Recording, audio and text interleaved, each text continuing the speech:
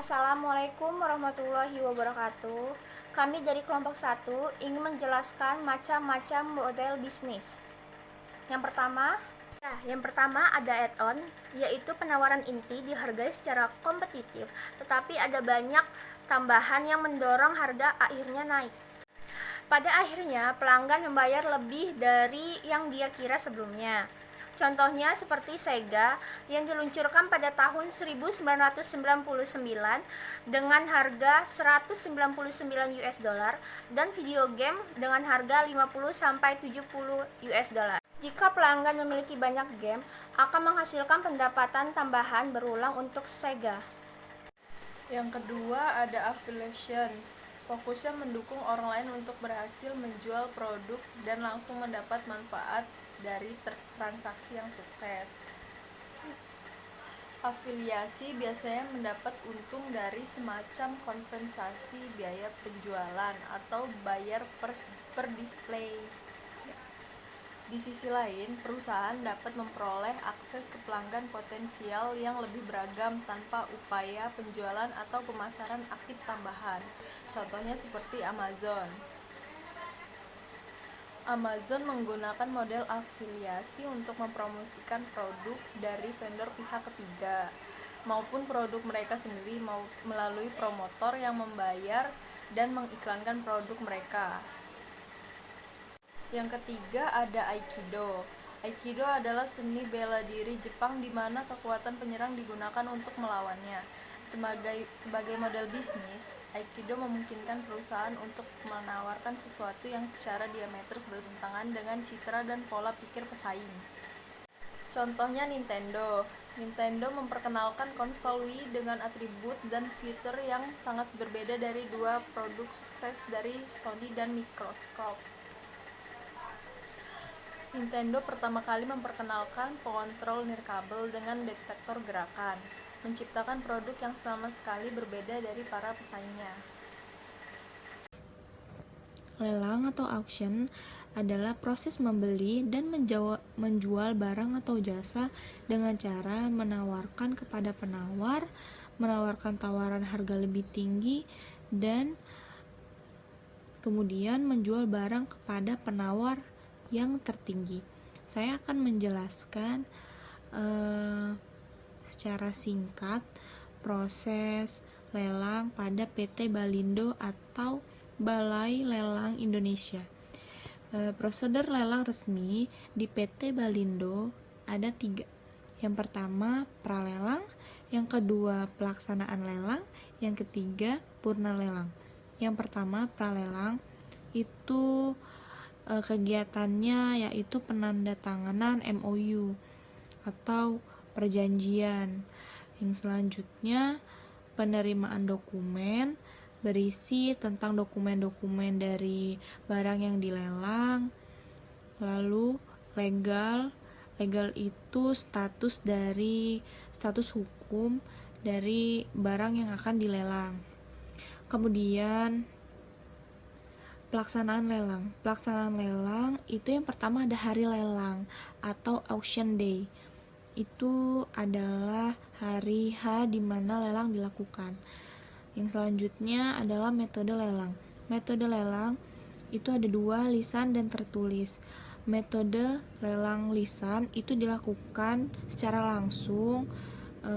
Di sana dilakukan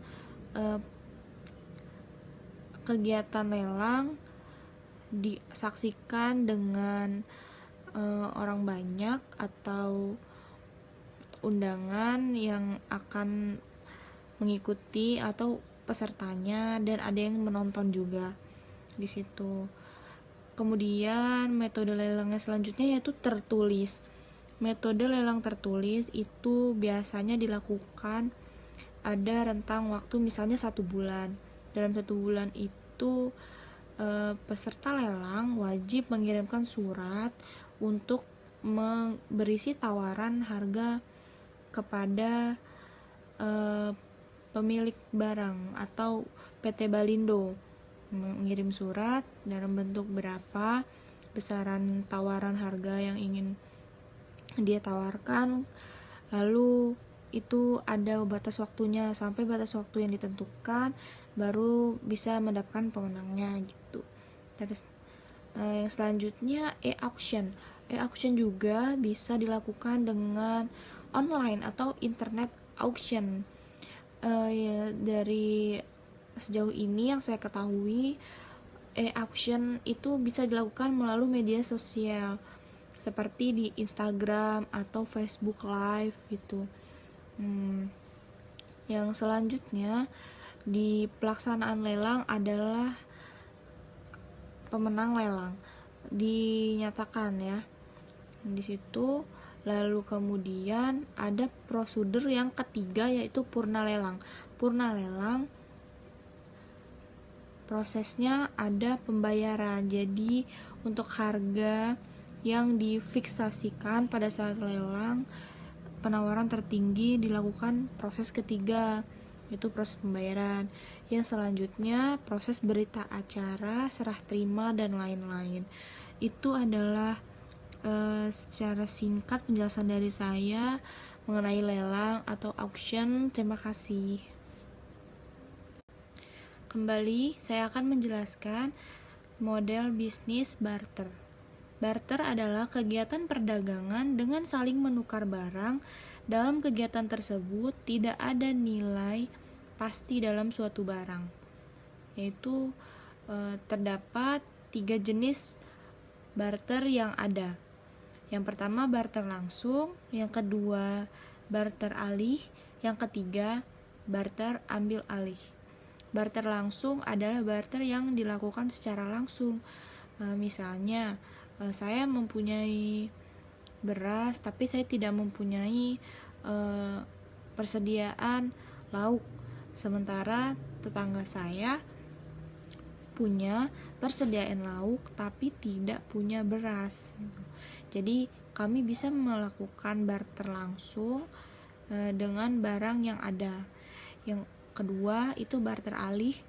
Itu barter yang dilakukan kedua orang atau lebih, yang begini prosesnya itu barang yang ditukar atau dibarter itu akan dialihkan ke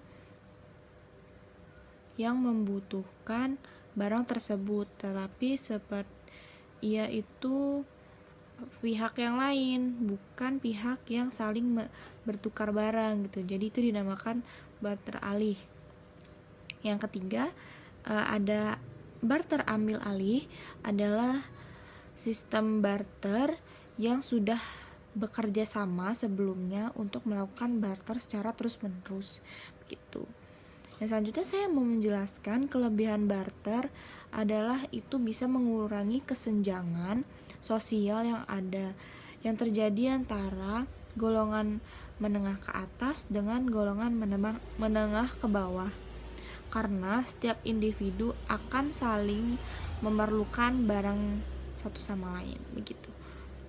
Kemudian saya akan menerangkan kekurangan barter. Untuk saat ini saya rasa model bisnis barter itu tidak efektif ya digunakan, karena cenderung tidak adil disebabkan barang yang ditukar tidak memiliki harga yang sepadan. Cash machine. Cash machine ini adalah mesin kas, di mana pelanggan itu membayar di muka untuk suatu produk yang dijual kepada pelanggan sebelum perusahaan itu mampu dalam menutupi biaya terkait. Hal ini dapat meningkatkan penghasilan yang likuiditas yang dapat digunakan untuk mendanai investasi di bidang lain. Saya beri contoh di sini, ada di Apple itu ada yang namanya layanan iCloud. Layanan iCloud ini adalah layanan berbayar untuk menambah penyimpanan di iCloud iPhone kita. Ada beberapa harga. Yang pertama itu ada 15.000 per bulan, ada yang 200 GB itu 45.000 per bulan, dan ada yang 2 terabyte 149.000 per bulan. Contoh di atas itu adalah contoh model bisnis cash machine Sistemnya itu seperti berlangganan, di mana pembayarannya yaitu pembayaran yang dibayar di muka. Lalu yang selanjutnya itu ada jenis model bisnis cross-selling. Jenis model bisnis cross-selling adalah layanan produk industri yang sebelumnya dikecualikan lalu ditambahkan ke penawaran, sehingga dapat meningkatkan keterampilan dan pada sumber daya utama yang ada. Saya beri contoh yang pertama itu ada si penjual laptop, di mana si penjual laptop ini menawarkan aksesoris yang lainnya supaya perangkatnya lengkap. Contohnya, kita membeli laptop, lalu orang tersebut akan menawarkan kita atau menyarankan kita untuk membeli aksesoris yang lain seperti mouse dan meja laptop serta yang lainnya, supaya perangkat laptop kita itu lengkap. Lalu yang kedua itu ada namanya asuransi jiwa. Di sini tidak hanya asuransi jiwa saja yang ditawarkan, tetapi di sini juga dia menawarkan dan menyarankan pelanggannya untuk mendaftarkan asuransi mobil dan kesehatan. Tujuannya dari contoh di atas itu meningkatkan pendapatan yang diperoleh dari klien. Menjelaskan tentang crowdfunding.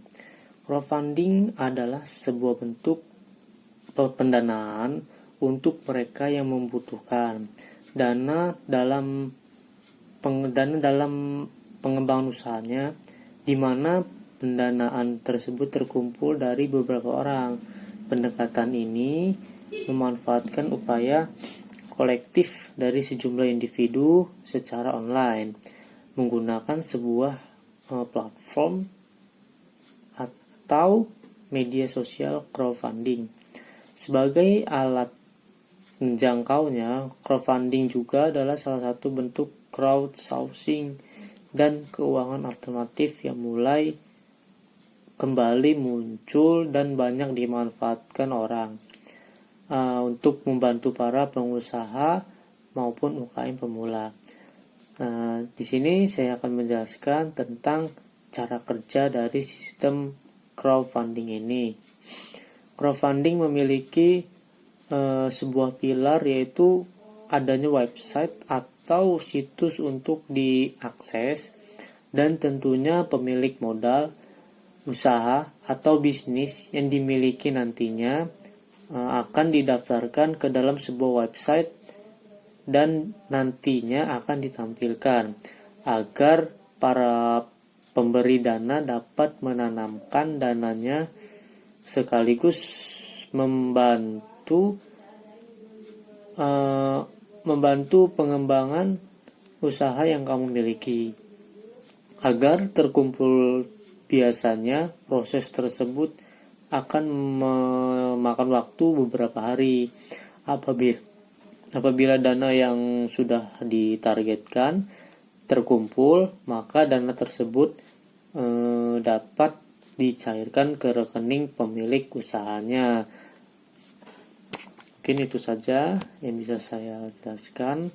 Terima kasih. Tentang crowdsourcing. Crowdsourcing adalah sebuah istilah yang sering digunakan untuk menggambarkan suatu proses dalam mendapatkan pekerjaan ataupun pendanaan dari sekelompok orang dalam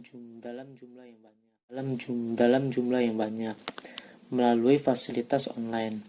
Konsep yang digunakan untuk menjalankan teknik ini adalah dengan tersedianya orang-orang dalam kelompok besar untuk berpartisipasi menghasilkan konten atau pendanaan. Di sini keahlian dan juga ide dari sekelompok orang itulah yang digunakan sebagai bantuan dalam menghasilkan konten sekaligus memfasilitasi pembuatan produk.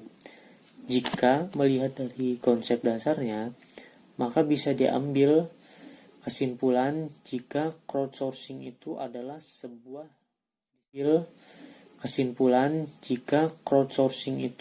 sebuah distribusi untuk menyelesaikan sebuah masalah.